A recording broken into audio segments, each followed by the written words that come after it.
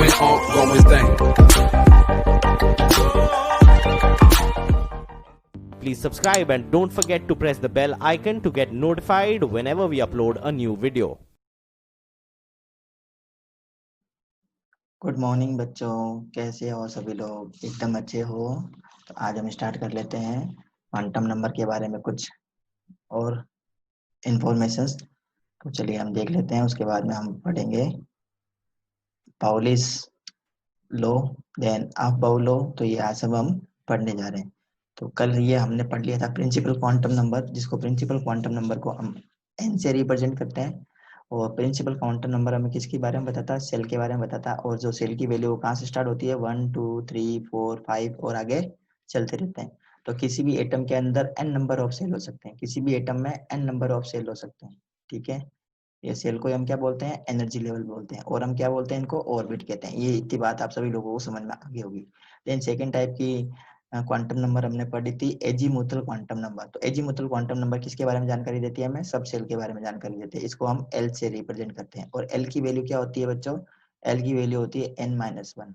ठीक है, 0 से स्टार्ट होगी और n-1 तक जाएगी। मतलब अगर किसी ऑर्बिट के लिए n की वैल्यू 5 है, पांचवा ऑर्बिट है, तो उसके लिए l की वैल्यू क्या हो जाएगी? 0 1 2 3 और 4 हो जाएगी। ठीक है, अब नेक्स्ट है मैग्नेटिक क्वांटम नंबर। तो मैग्नेटिक क्वांटम नंबर में किसके बारे में बात बताती है? ऑर्बिटल्स के बारे में बताती है। कल हमने इसके बारे में डिटेल से स्टडी की थी मैग्नेटिक क्वांटम नंबर के बारे में। और मैग्नेटिक क्वांटम नंबर को हम एस से रिप्रेजेंट करते हैं। किसके बारे में बताती है? हमें ऑर्बिटल्स के बारे में बताती है। और कितने ऑर्बिटल्स होंगे? -l टू 0 टू +l, इतने ऑर्बिटल्स होते हैं। जैसे अगर मैं बात करूँ n = 5 है, उसमें कितने ऑर्बिटल्स होंगे? तो इसकी वैल्यू किसके ऊपर डिपेंड करेगी? इसके ऊपर n के ऊपर डिपेंड करती है। तो इसमें नंबर ऑफ ऑर्बिटल्स हो जाएंगे -4 -3 -2 -1 then 0 then +1 then +2 then +3 and +4। ये इतने सारे इसमें क्या हो जाएंगे? ऑर्बिटल्स हो जाएंगे।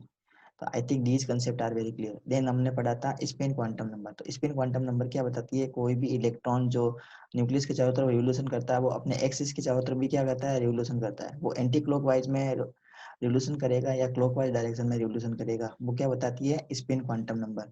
तो उसकी अकॉर्डिंग ms लिखते हैं इसको, स्पिन क्वांटम नंबर को हम ms से रिप्रेजेंट करते हैं।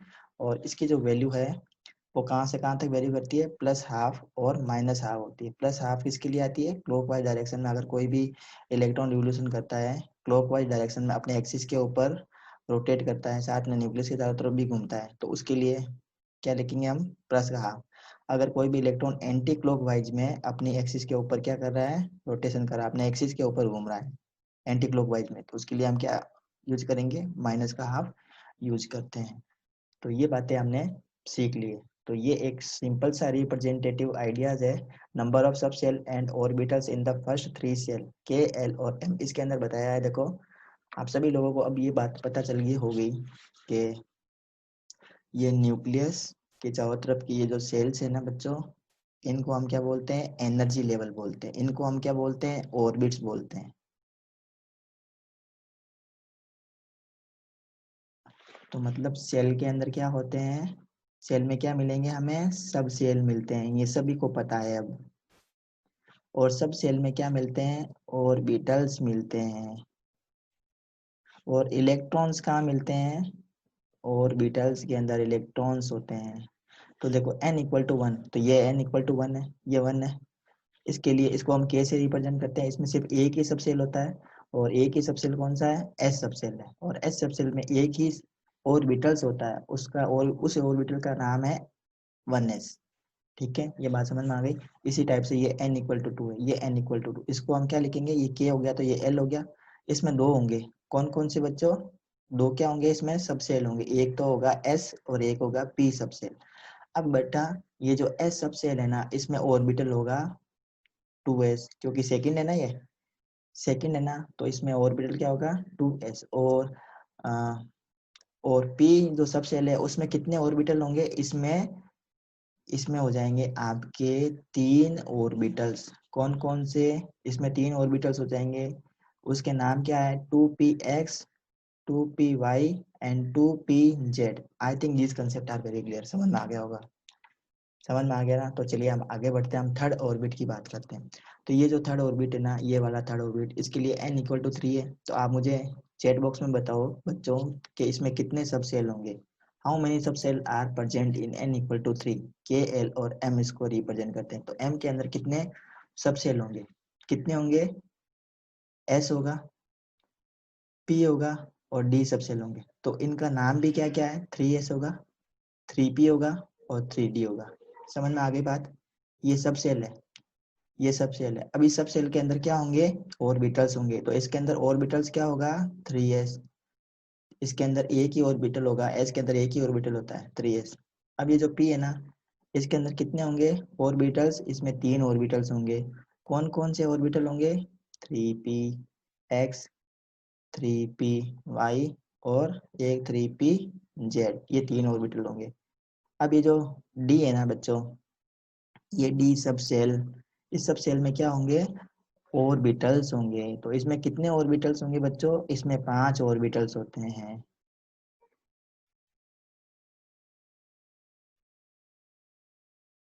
इसमें 5 ऑर्बिटल्स होते हैं, ये ऐसे 5 ऑर्बिटल्स, 1 2 3 और ये 1 2 3 4 हो गए और ये 5 ऑर्बिटल। अब देखो, ये देखो ऐसे इसमें डायग्राम में भी बताया है, देखो ये 1 2 3 4 और 5।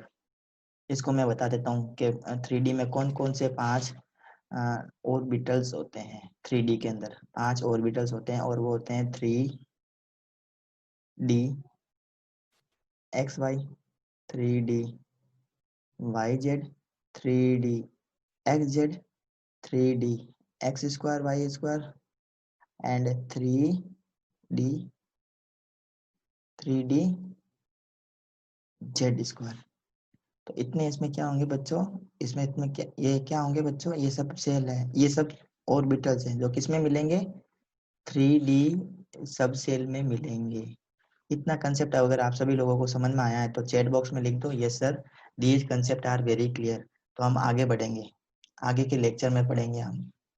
ये इतना सा मुझे बता दो कि आपको ये समझ में आ गया क्या, आपको ये समझ में आ गया है क्या, जल्दी से बताओ। Very good.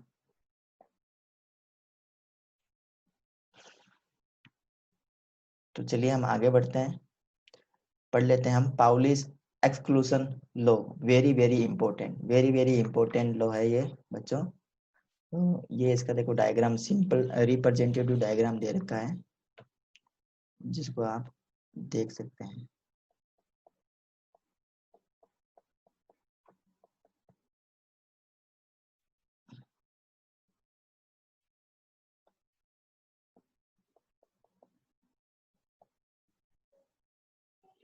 हाँ ये देखो, ये वाला डायग्राम अभी हमने समझाया था, इस डायग्राम को आप अच्छे से देख सकते हैं और नोटबुक में भी आप इसको ड्रॉ कर सकते हैं आपके रेफरेंस के लिए।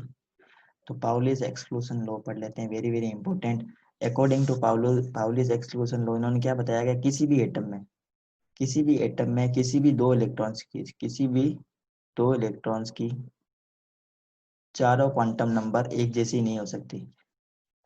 In any atom, in an atom no 2 electrons can have same value of all 4 quantum number। मतलब कोई भी एक एटम की बात कर लेते हैं, जैसे मैं सोडियम की बात कर लेता हूँ, एक सोडियम है।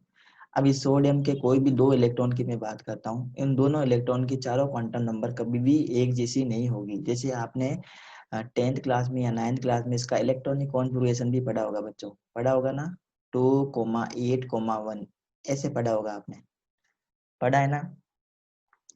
चलिए, तो इसके अकॉर्डिंग हम इसको, इसके अंदर इलेक्ट्रॉन को फिलिंग करने का भी सीक्वेंस बताएंगे। हम एक हीलियम का एग्जांपल लेते हैं ताकि बहुत ही सिंपल, आप सिंपल वे में आपको समझ में आ जाए। हीलियम का एटॉमिक नंबर कितना होता है बच्चों, 2 होता है। तो इसके अंदर कितने इलेक्ट्रॉन्स होते हैं, सिर्फ 2 ही इलेक्ट्रॉन होंगे। अब 2 इलेक्ट्रॉन है तो उसको हम 1s2 से रिप्रेजेंट करते हैं। इसका इलेक्ट्रॉनिक कॉन्फ़िगरेशन लिखने का तरीका ये 1s2। अब देखो, अब देखो बच्चों, अब इसमें जैसे ये पाउलिस एक्सक्लूशन लॉ है ना, इन्होंने बताया कि इसकी कोई भी चारों क्वांटम नंबर कभी भी सेम नहीं होंगे।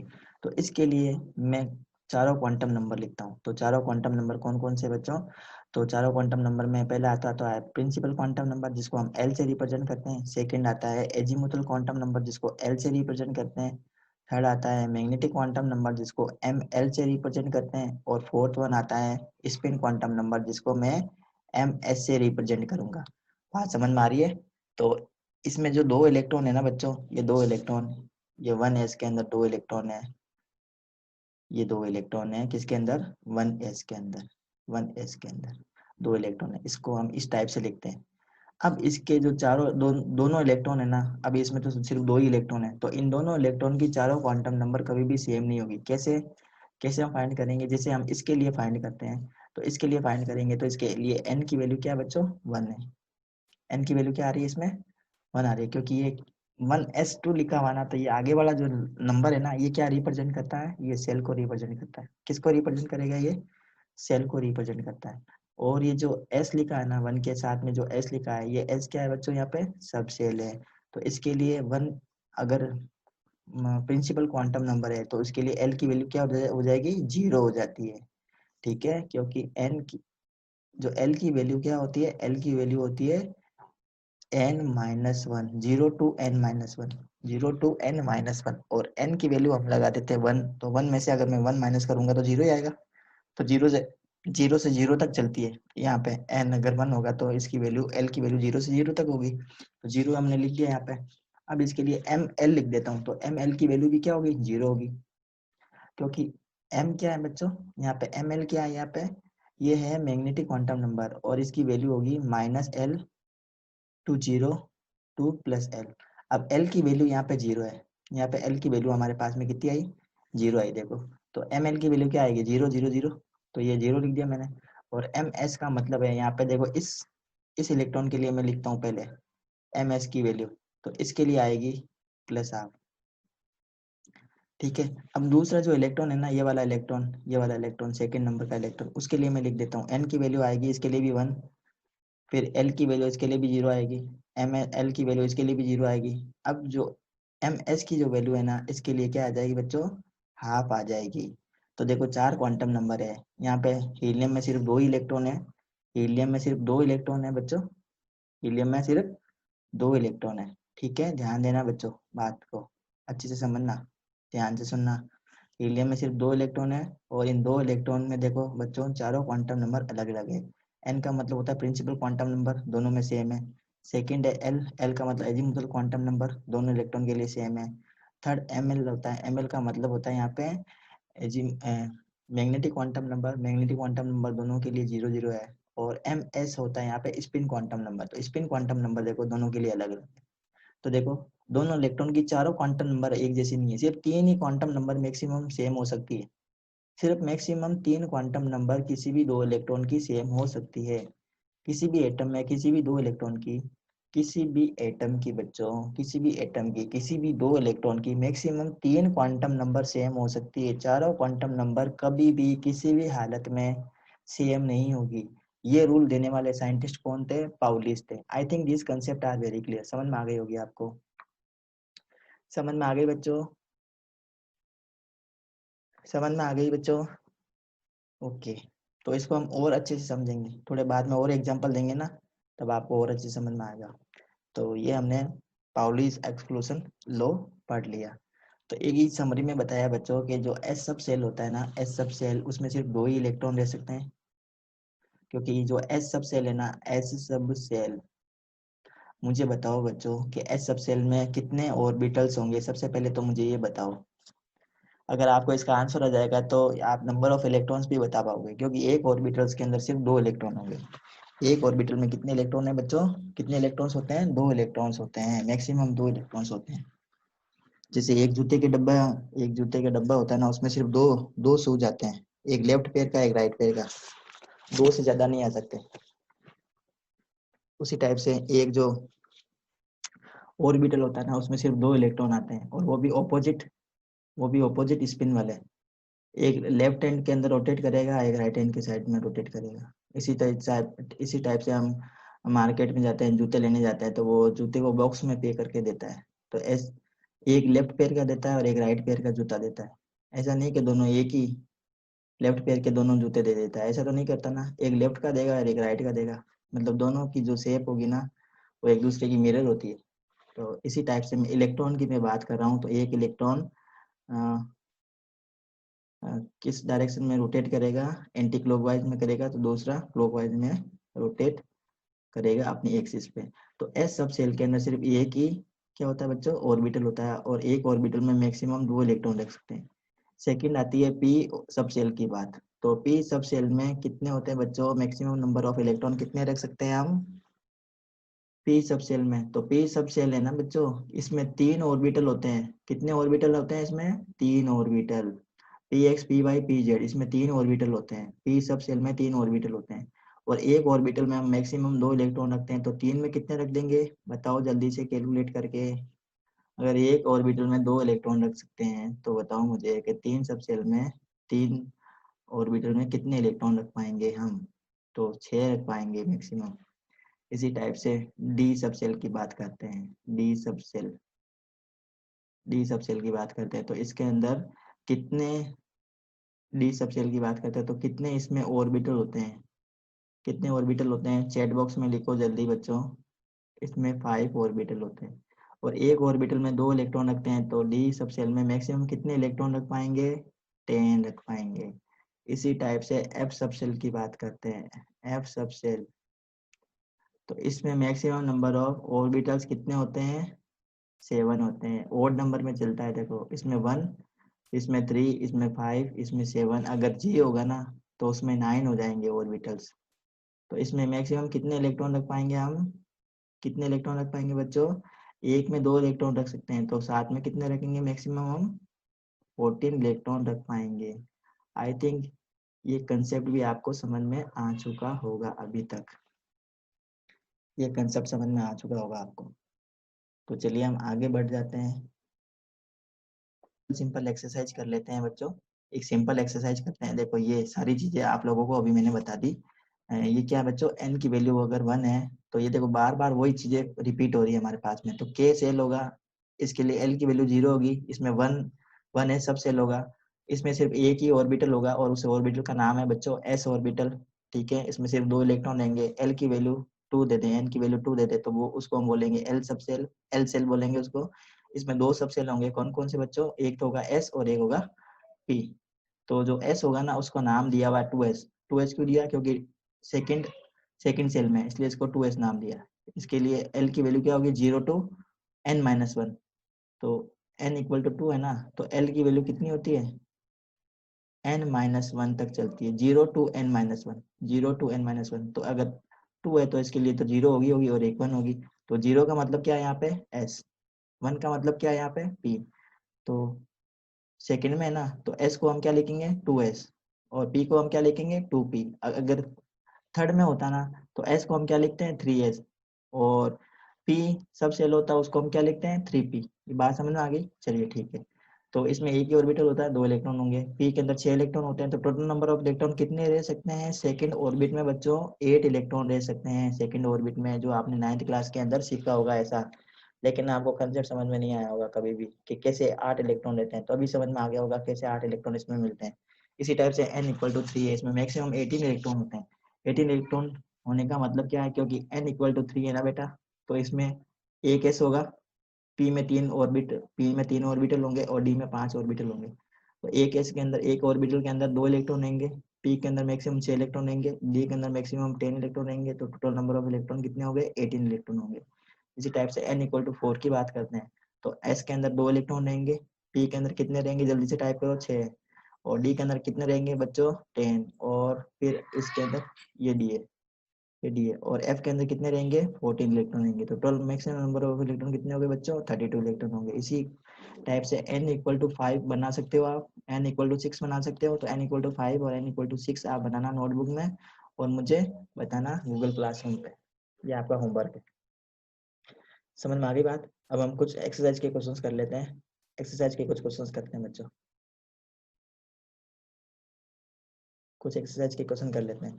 तो एक्सरसाइज के क्वेश्चन दे रखे हैं, देखो एक्सरसाइज नंबर 49 दे रखी है। हाँ देखो, using the S P D notation, हाँ, yes, using the s p and d notation describe the orbital with the following quantum numbers। तो ये देखो, ये एस पी और डी नोटेशन दे रखा है। अब इसके अकॉर्डिंग हमें बताना है कि कौन सा क्वांटम नंबर ऑर्बिटल्स कौन, डिस्क्राइब द ऑर्बिटल्स, ऑर्बिटल्स कौन सा होगा। देखो एन की वैल्यू 1 दे दी और एस एल की वैल्यू 0 दे दी, तो एन की वैल्यू 1 दे दी तो 1 लिख दो। और देखो अब ध्यान देना बच्चों, अब एल की वैल्यू क्या दे रखी है, 0 दे रखी है।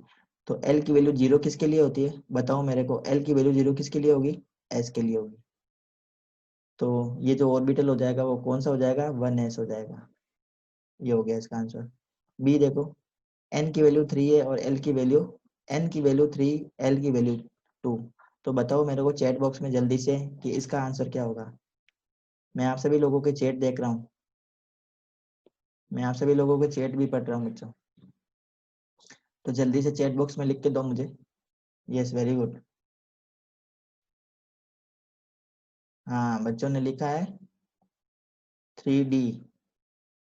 Yes, very good. अब मुझे बताओ सी का आंसर, सी का आंसर, सी का आंसर बताओ जल्दी से, सी का आंसर क्या होगा, सी का आंसर बताओ जल्दी से क्या होगा। देखो, यस 3P, वेरी गुड। और डी का आंसर बताओ, डी का आंसर, डी का आंसर क्या हो जाएगा, 2। और एल की वैल्यू 1 है तो मतलब क्या हो जाएगा, एल की वैल्यू 1 किसके लिए होती है, बी के लिए होती है, तो 2P। इसी टाइप से ये ई और एफ आपको करना है। इसका आंसर भी मुझे चैट बॉक्स में लिख के बता दो अभी। Next example number 50। What subcell are possible in n equal to 3 energy level. तो कौन कौन से सब सेल पॉसिबल होंगे बच्चों अगर n इक्वल टू 3 है। सब सेल की बात कर रहे हैं, देखो यहाँ पे सब सेल की बात, तो कौन कौन से सब सेल होंगे n, अगर n इक्वल टू 3 है तो बताओ मेरे को आंसर करके। n इक्वल टू 3 है तो इसके लिए सब सेल कौन कौन से होंगे, सब सेल, सब सेल कौन कौन से होंगे। एक तो होगा 3s, और एक होगा 3p, और एक होगा 3d। तो ये तीन सब सेल पॉसिबल है, s p और d। ठीक है। अब अगर आपको पूछे कि n इक्वल टू 3 है, आपको क्वेश्चन में पूछे कि n इक्वल टू 3 है, इसमें बताओ possible total number of, possible total number of, total orbitals, इसका आंसर बताओ मेरे को। n इक्वल टू 3 है तो possible total number of orbitals कितने होंगे n इक्वल टू 3 के लिए। ये मैंने बताया सब सेल कितने होंगे, n इक्वल टू 3 है तो उसमें सब सेल कितने होंगे, एक होगा 3s, एक होगा 3p और एक होगा 3d। अब मुझे बताओ n इक्वल टू 3 है तो पॉसिबल ऑर्बिटल्स कितने होंगे n इक्वल टू 3 के लिए। तो ये जो s है ना, इसमें सिर्फ एक ही ऑर्बिटल होगा, p में 3 ऑर्बिटल होंगे, d में 5 ऑर्बिटल होंगे, तो टोटल नंबर ऑफ ऑर्बिटल कितने हो गए, 8, सॉरी 8 नहीं 9 हो गए। कितने हो गए total number of orbital, total करना सबको, 5 + 3 + 1, तो हो गए 9 orbital total. I think this concept is clear, समझ में आ गया होगा बच्चों आपको, समझ में आ गया ना, वेरी गुड। तो चलिए हम आगे बढ़ते हैं।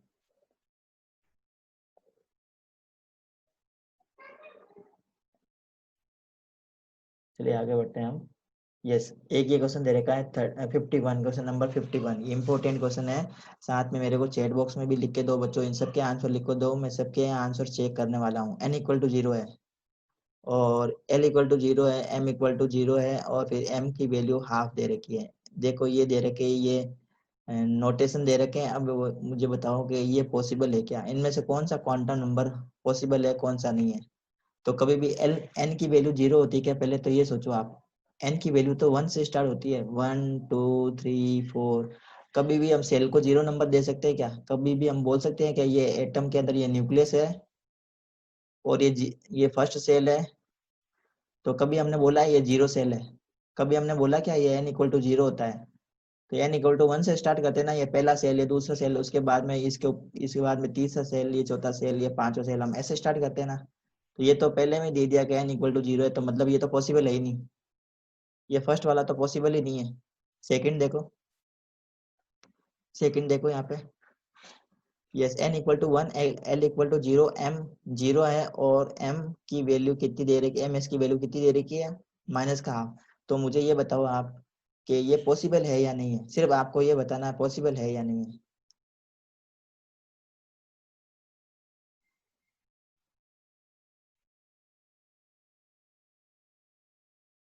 ये पॉसिबल है या नहीं है? यस, बच्चों ने बताया है बी पॉसिबल है, वेरी गुड। यस बच्चों, सी बताओ। एन की वैल्यू 1 है और एल की वैल्यू, एन की वैल्यू 1, एल की वैल्यू भी 1, तो दोनों की 1 हो सकती है क्या कभी? एन की वैल्यू 1 दे दी और एल की वैल्यू भी 1 देती, तो ये तो पॉसिबल ही नहीं है। क्योंकि एल की वैल्यू क्या होती है, कभी भी एल की वैल्यू निकालनी है तो वो होती है 0 टू n-1, n-1 होगी, तो ये तो n के बराबर दे दी। देखो यहाँ पे दोनों की वैल्यू सेम आ गई, तो ये सेम आ गई, तो ये वाला भी कंसेप्ट गलत है, ये वाला सेल नोटेशन भी गलत है। ये देखो n=2, l=1, तो ये पॉसिबल है क्या? ये पॉसिबल है क्या? देखो बच्चों, ये वाला डी देखो, डी देखो, डी पॉसिबल है। ये देखो फिर, देखो इन दोनों में सेम आ गए नंबर, ये दोनों सेम आ गए, तो ये भी पॉसिबल नहीं है। ये देखो थर्ड देखो, एफ देखो, एफ पॉसिबल है क्या? यस, ये पॉसिबल है। 0 आ सकता है, एम की वैल्यू 0 आ सकती है, ध्यान देना, ये ध्यान देना आप। तो इसमें कुछ क्वेश्चंस भी दे रखे हैं।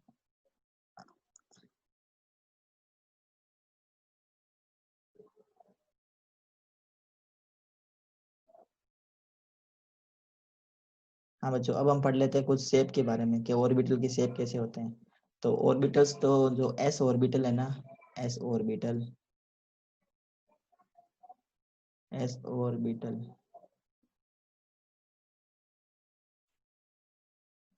ये होता है स्पेरिकल शेप का, स्पेरिकल शेप का होता है। ये देखो, ये 1s ऑर्बिटल है, यहाँ पे बीच में तो होगा न्यूक्लियस और इसके चारों तरफ का ये रीजन होगा जहाँ पे इलेक्ट्रॉन मिलेंगे हमें, तो ये 1s ऑर्बिटल है, ठीक है। अब अगर हमें 2s ऑर्बिटल निकालना बताना है 2s ऑर्बिटल, तो ये हो गया 1s का ऑर्बिटल, ये हो गया 2s का ऑर्बिटल, तो ये हो गया पूरा 2s ऑर्बिटल। इसको 2s ऑर्बिटल को हम ऐसे रिप्रेजेंट करेंगे, ठीक है। अब ये जो ऑर्बिटल्स होते हैं ना, एस ऑर्बिटल, एस ऑर्बिटल होते हैं नॉन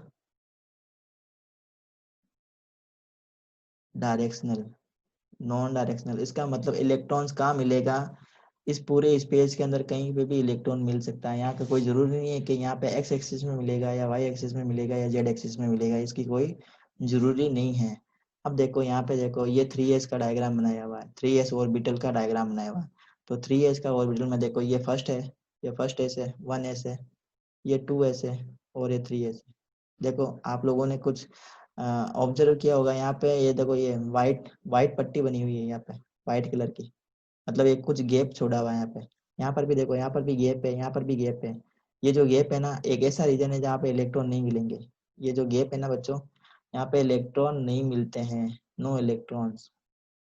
जो व्हाइट कलर की बॉर्डर बनाई हुई है इसके अंदर, दोनों के अंदर, यहाँ पे कोई भी इलेक्ट्रॉन नहीं मिलेगा। इसको हम क्या बोलते हैं बच्चों? इसको हम बोलते हैं नोड। क्या कहते हैं? नोड। नोड एक ऐसा रीजन होता है जहाँ पे इलेक्ट्रॉन नहीं मिलेंगे। तो आपको बोले बच्चों के 3s है, इसमें मैक्सिमम नंबर ऑफ नोड कितने होंगे? 2 होंगे। जितना जो n दे रखा ना, n की वैल्यू में से एक को माइनस कर दो।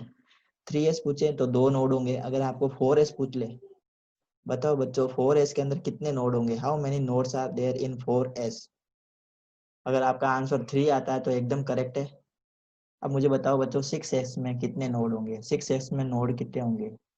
नोड 5 होंगे टोटल नोड। अब नोड का मतलब क्या होता है? ऐसी जगह जहाँ पे इलेक्ट्रॉन नहीं मिलेंगे उसको हम क्या बोलते हैं? नोड कहते हैं। जैसे देखो 2s है ना, तो 2s के अंदर सिर्फ एक ही नोड है, ये देखो 1s और 2s के बीच में गैप आता है, उसको बोलते हैं नोड। ये ये क्या है? देखो, नोड का मतलब होता है region of zero probability area, उसको क्या बोलते हैं? हम नोड कहते हैं। I think this concept is very clear, समझ में आ गया होगा आपको। तो ये हमने पढ़ लिया बच्चों एस ऑर्बिटल को। अब हम देख लेते हैं पी ऑर्बिटल को भी, शेप ऑफ पी ऑर्बिटल। तो जो मैंने बताया बच्चों पहले कि जो पी ऑर्बिटल्स होते हैं ना, वो 3 डायमेंशन स्पेस के अंदर होते हैं और इसकी जो शेप होती है वो कैसी होती है? डम्बेल होती है। पी ऑर्बिटल की शेप इस टाइप की होगी, ये इस टाइप का जो डम्बेल होता है ना, इस टाइप की शेप होती है पी ऑर्बिटल की। और शेप कैसी है? ये डम्बेल शेप है। और ये जो शेप है ना बच्चों, ये 3D डायरेक्ट, ये 3D स्ट्रक्चर है। कैसी है ये? 3 डायमेंशन स्ट्रक्चर, 3 डायमेंशन स्ट्रक्चर है ये। जैसे अगर हम पी ऑर्बिटल की बात करते हैं तो पी ऑर्बिटल में पी ऑर्बिटल 3 टाइप के होते हैं। कौन कौन से? P x, p y, p z. ठीक है, समझ में आ रही बात? P x, p y, p z. अगर मान लो यही पी ऑर्बिटल n=3 में, n=3 में, तो उसको क्या नाम देंगे बच्चों? अगर n=3 है, उसमें p ऑर्बिटल है, तो उसको क्या नाम दे देंगे? या n=4 है, n=4 है, उसमें p ऑर्बिटल होंगे, तो उसको क्या नाम दे देंगे? क्या नाम दे देंगे उनको? 3, n=3 में होगा तो इसको बोलेंगे बच्चों 3px, 3py, 3pz। समझ में आया बच्चा? n=4 होगा ना, तो उसमें अगर p सब सेल होंगे ना, p सब सेल के अंदर p ऑर्बिटल होंगे, तो उसको हम नाम दे देंगे 4px, 4py, 4pz, ऐसे नाम देंगे। समझ में आई? ठीक है, ये मैं सिर्फ पी ऑर्बिटल्स की बात कर रहा हूँ, कोई किसी भी पर्टिकुलर सेल की मैं बात नहीं कर रहा हूँ। तो 3 टाइप के पी और ऑर्बिटल होते हैं। कौन कौन से? पी एक्स होता है, पी वाई होता है, और पी जेड होता है। तो अब ये इसकी स्ट्रक्चर बनानी है, तो कैसे बनानी है? सबसे पहले देखो, इस टाइप से ये एक्स एक्सिस बना लो, ये एक्स एक्सिस, ये जेड एक्सिस, और यहाँ पे बनाना है ये वाई एक्सिस, ऐसे बनाना है ये वाई एक्सिस। अब हमें बनाना कौन सा है बच्चों? एक्स, पी एक्स बनाना है ना। तो ये देखो, ये जो एक्स एक्सिस है ना, यहाँ पे इस टाइप से इसको ऐसे बना लो, ये एक्स एक्सिस पे बना लो, ये हो गया पी एक्स।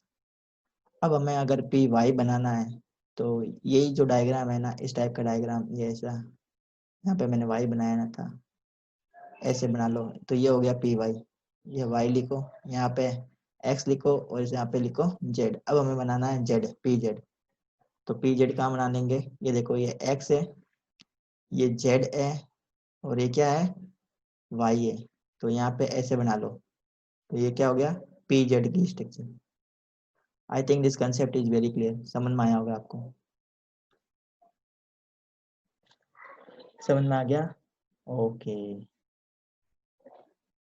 तो इसके अंदर भी, उसमें हमने नोड देखा था ना, इसमें नोडल प्लेन होता है। अब नोडल प्लेन क्या होता है? ऐसी जगह जहाँ पे हमें इलेक्ट्रॉन नहीं मिलेगा। तो ये देखो, जैसे ये डंबल वाली शेप है ना, ये डंबल की शेप, पी ऑर्बिटल की। तो ये वाला जो रीजन है ना, इसके चारों तरफ का ऐसे रेक्टेंगल एरिया वाला जो रीजन, इस एरिया में बिल्कुल भी, यहाँ जो ये सेंटर वाला एरिया ना, इसका मतलब यहाँ पे इलेक्ट्रॉन की डेंसिटी क्या है? 0 है।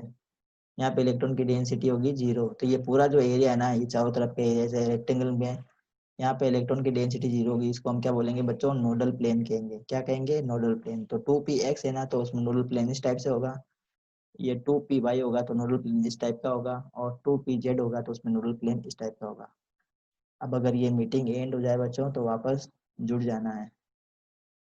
तो शेप ऑफ डी ऑर्बिटल भी हम देख लेते हैं। तो डी ऑर्बिटल होते हैं बच्चों 5 टाइप के, 5 डी ऑर्बिटल्स होते हैं, 5 D orbitals.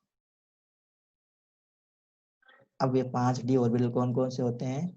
D x y, d y z, d x z, d x square y square, and d z square.